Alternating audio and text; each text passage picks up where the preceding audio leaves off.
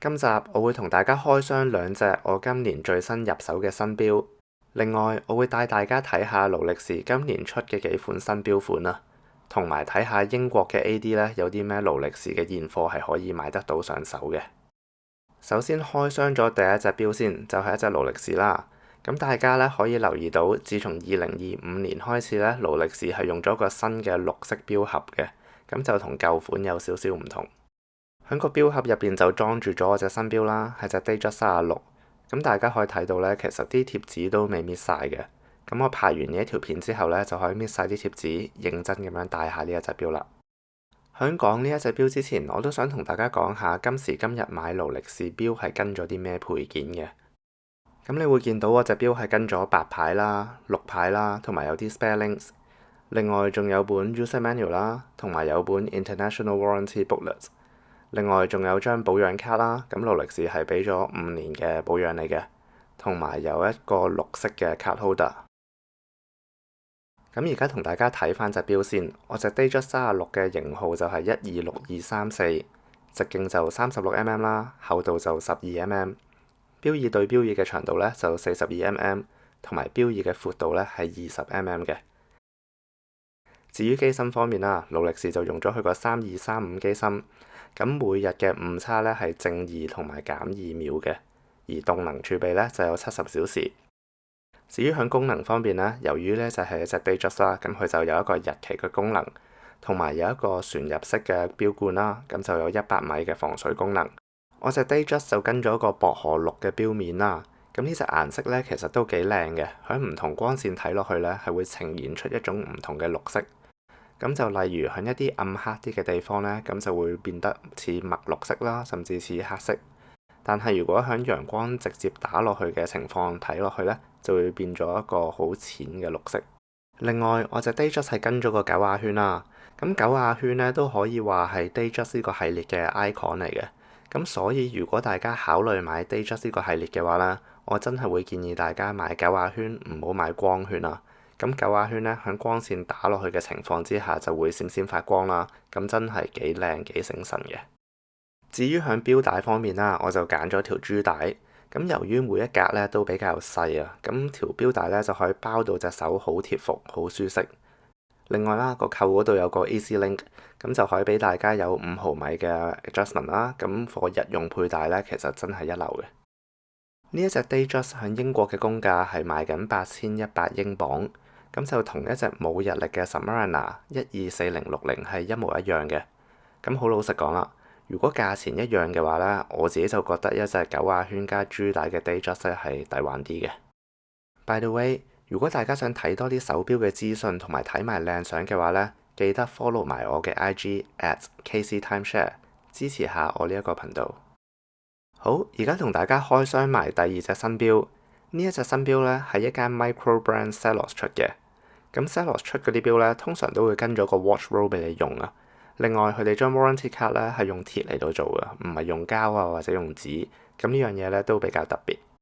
呢一隻錶嘅錶款就係叫做 Houseman Diver， 直徑就40mm 啦，厚度就12.5mm。機芯方面呢， Selos 就係用咗個 Miyota 嘅9015機芯啦。咁係有日曆嘅功能嘅，同埋有一個內置嘅 bezel 啦，200米嘅防水功能，同埋有個旋入式嘅錶冠。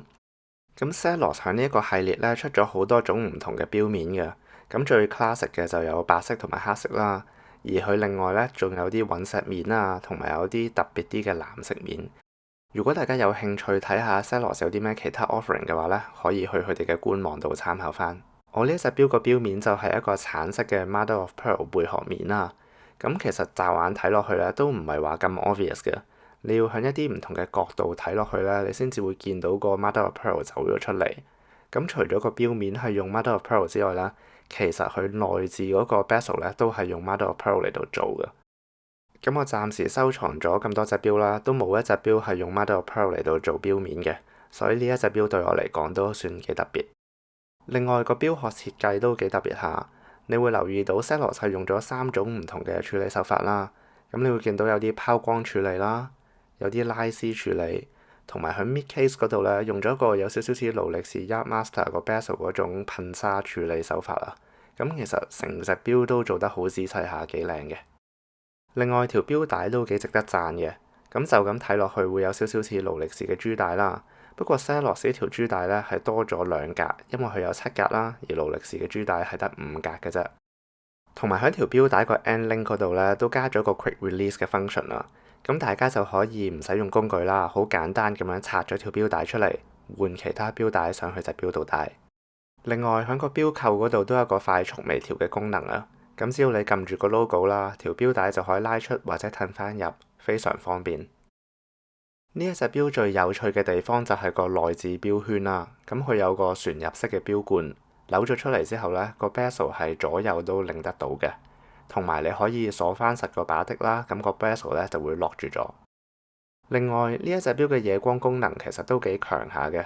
咁除咗啲針啊同埋啲 marker 係有夜光物料之外啦，你會見到佢啲 bezel 嗰啲 marker 啊，甚至連佢個 crown 嗰度呢都係有啲夜光物料嘅。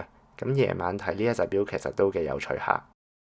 咁總括嚟講啦，Celos一隻錶呢，我覺得性價比係 OK 嘅。咁如果大家有興趣呢，可以參考翻佢哋嘅官網。開箱完2隻新錶啦，而家我就帶大家一齊睇下勞力士喺2025年出嘅幾隻新錶。首先睇下最新出嘅錶款 Land Dweller 先。咁喺我手上呢一隻呢，就係 36mm 嘅鋼版，個錶面係比我想象中靚嘅。不過我對於條錶帶呢，就有少少失望，因為雖然係就係靚啦，不過上手嘅感覺呢，就有少少刮手啊。另外呢一隻錶係做咗一個透底嘅設計啦，咁可以睇到個機芯嘅。咁呢樣嘢呢，我自己就幾中意。睇完 Land Dweller，而家就同大家一齊睇下 Oyster Perpetual 呢一個系列嘅新顏色。首先睇下一隻紫色嘅 36mm Oyster Perpetual 先。咁呢一隻紫色呢係比較淺色啊，咁感覺上就有啲女仔啲。咁如果我自己戴嘅話呢，我就會 prefer 一隻深色少少嘅紫色。另外，我亦都試咗一隻黃黃地、肉肉地色嘅 41mm Oyster Perpetual 啦。咁呢一隻顏色呢就唔係好 sharp 啊，其實睇落去呢都真係幾悶下。咁係我最唔中意嗰隻顏色。另外，我亦都攞咗一隻女裝嘅開心果綠色嚟到試下啦。咁呢一隻色呢，可以係話今年出咁多隻新嘅顏色入邊最 hot 嗰一隻。但係我自己呢，就覺得麻麻，特別係將我攞一隻開心果綠色拍落去我嗰隻綠色 OP 嗰度嚟到做對比之下呢，我就覺得我自己嗰隻綠色係靚好多嘅。同埋最後同大家睇埋一隻新出嘅黑面 OP41啦。咁舊版呢，就用咗一個雷射放射紋嘅設計啦。而新版個錶面呢，就有少少似 Explorer 嗰隻黑色面啊。咁我唔知大家中意 Explorer 多啲啊，定係隻 Oyster Perpetual 多啲呢？好，而家同大家睇下呢一間 AD 有啲咩現貨可以即時買得走嘅先。咁基本上我而家 show 俾大家睇喺呢個櫃入邊嗰啲錶呢，其實全部都係可以買得到嘅。咁主要都係啲間金版啊，或者啲全貴金屬嗰啲錶款呢，先至係有現貨嘅。咁唯獨是得一隻鋼錶係有現貨嘅啫，就係漸變面嗰隻 Deep Sea。另外喺第二個櫃嗰度呢，都有2隻錶係有現貨嘅，一隻就係一隻正裝錶啦，貴金屬嘅1908系列，而第二隻呢，就係有鑽石嘅 Day-Date。今集同大家分享住咁多先，有興趣睇多啲唔同嘅手錶資訊嘅話呢，可以睇埋呢2條片。咁我哋下一集再傾。